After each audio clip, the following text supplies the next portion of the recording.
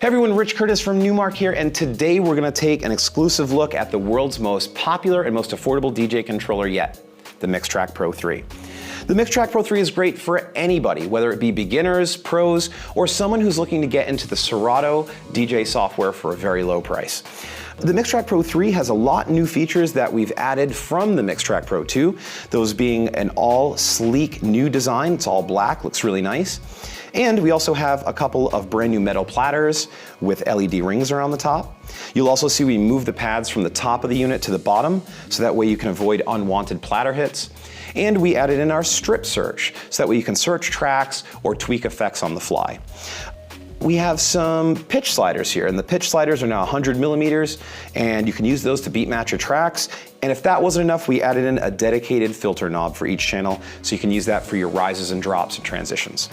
Okay, so now that we've went over some of the features, let's dig in. So first thing you want to do is make sure your Mixtrack Pro 3 is connected to your computer using the provided USB cable, and you've opened Serato DJ Intro. First, we're going to use the browser knob, and we're going to spin that, and we can use that to select whichever track we want to play.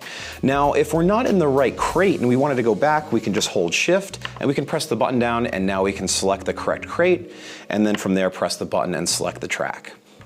When we found the track we wanted, we can go ahead and press the load button, and we have two load buttons, one for the left deck, one for the right deck, or decks 1 and 2. And so what we did is we pressed load 1, we loaded that track over to the left deck, and from here we can go ahead and play the track back using transport controls. Now you have a few controls in here in our transport section. We have our typical play pause. We also have a cue button, and the cue button is very useful if you wanted to start the track right from the beginning. And what you can do is you can hold the cue down and it will start to play the track back. And then when you feel that everything's matched, or if you're listening to this through your monitor, from there you can go ahead and press play pause and the track will continue to play through its entirety. We also have a sync button, which we're going to talk about in just a minute. Over to the metal platters, we have really nice all metal platters now, and they do a lot of different functions. The center is scratch, just like you might be familiar with, and the outside is nudge. I can go ahead and shuttle with the outside ring. Okay? Now there's a few other functions you can use the wheel for as well. I can go ahead and press this wheel button and turn it off, and now the whole platter acts as a nudge. Great for those house musicians, someone who wants to mix house or something that might not be scratch related. From there we can do a few other things. We can also set our loop regions and things with the wheel, which we'll talk about that in just a minute. Let's move over to the mixer. In the center we have a 2-channel mixer here, and we have our basic controls like our 3-band equalizer. So we have our treble, we have our mids, and our bass. Pretty self-explanatory. But the cool thing about the Mixtrack Pro 3, and which is exclusive to the Mixtrack that you won't find in our competition, is the filter knob. The filter knob is essentially a high-pass and low-pass filter built into one knob. And this is going to help me with rises, transitions, and so many different things. Take a listen.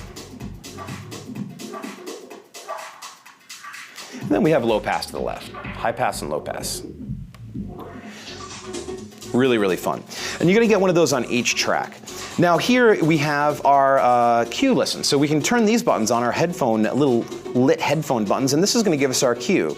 So whichever one of these buttons are on is going to route that audio through our provided headphone jacks in the front. We actually have a 1/4 inch and an 1/8 inch in the front, and that's going to route that through there. So that's how you do that.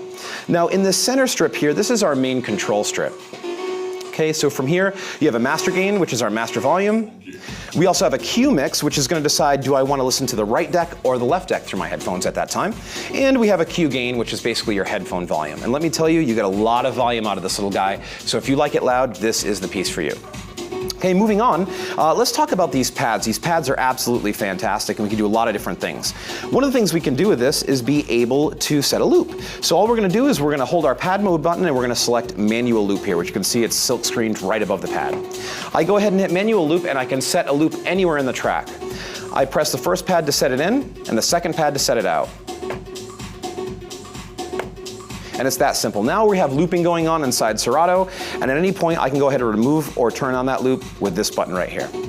We also have the ability to do half time and double time, or multiply or divide that loop by using this button here. Another mode we have is we can hold pad mode, we can go into auto loop mode, which is really fun and great for performance-based things. It's also great if you don't want to think about where the loop's going to be.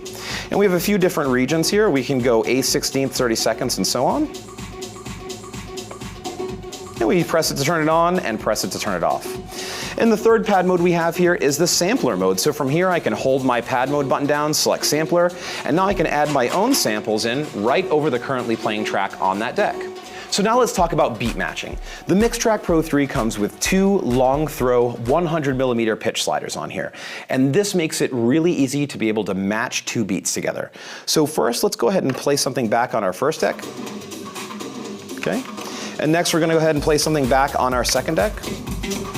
And you can hear it's a total train wreck. But all we have to do is use these pitch sliders, use our ears, and we can go ahead and slide this up right into time. Just like that. It's real simple. Now we also have another method that we can use to sync, and that's using these built-in sync buttons here. What you do is you press play on a deck that you'd like to start playing back, and whatever deck you're going to sync first will be your master deck. That's going to be the deck that's going to set the main tempo for the other track. So we're going to go ahead and press play on our other deck. You can hear they're way out of sync. And to sync them up, all I'm going to do is hit sync on the master deck and then double tap sync on the slave deck. And you're going to see those will be linked right up together. Just like that. Next, you'll see on the top here we have our strip search.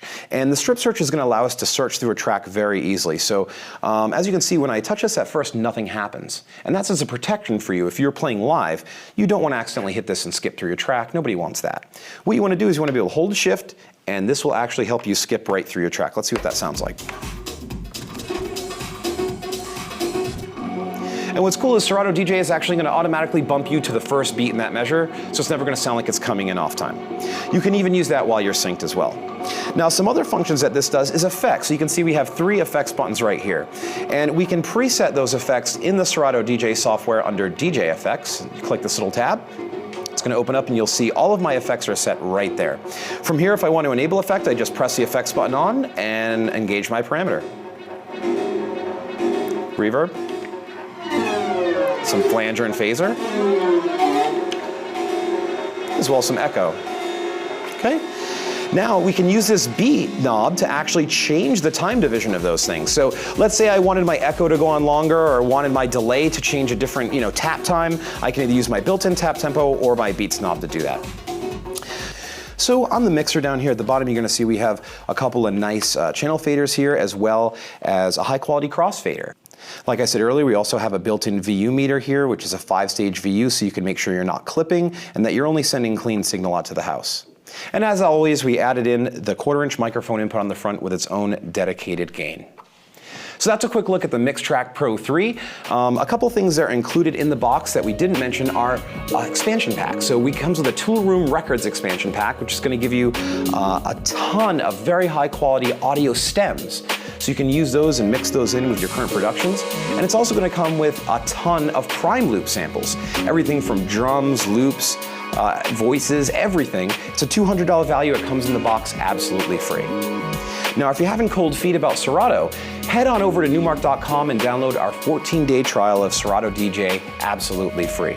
Don't forget to check us out on Facebook and Twitter. And if you like what you see on this video, don't be afraid to comment below. Thanks a lot, and we'll talk to you soon.